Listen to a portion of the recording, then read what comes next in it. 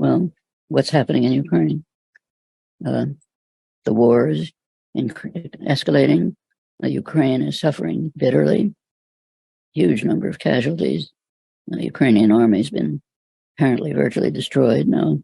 Most of the world sees this as a proxy war between Russia and the United States, and it's become harder and harder to avoid that conclusion. If the war continues to escalate, Ukraine will be, the economy is very severely harmed. Pretty soon, you increase tanks, jet planes, and so on. Russia will probably retaliate by a harsher attack against Western Ukraine, against supply lines, run into conflicts with NATO.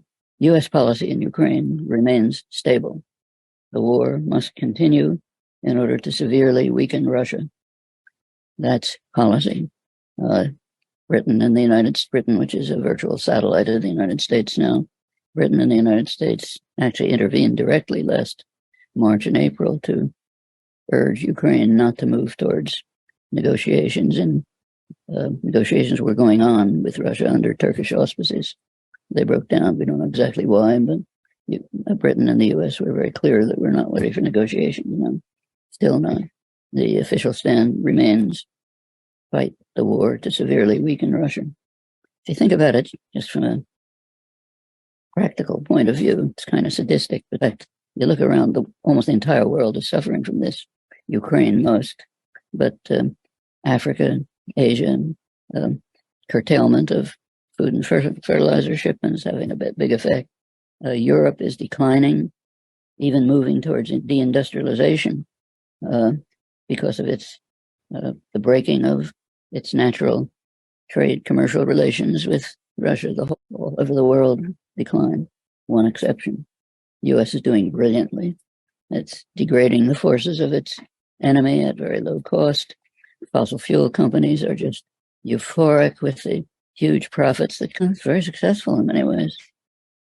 How long will Europe agree to accept this? We don't know.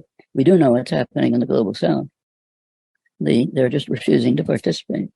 It became very dramatic in the international conference in Munich. The United States, Vice President Harris was there, other representatives desperately trying to get the countries of the South to join the United States in the war. One after another said, not ours, your war. We don't pay any attention to your hypocritical proclamations.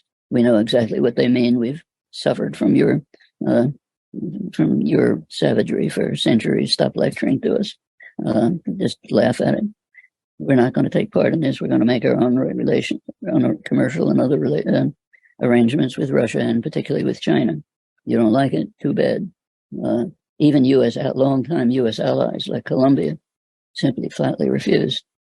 Brazil, no, it's not our war. Don't know what Mexico said, but probably something similar. Asia, India, Indonesia, sorry, we continue in our own way. The United States is quite isolated. The English-speaking countries, and for the time being, continental Europe are essentially isolated. Probably 90% of the countries in the world don't even observe the sanctions.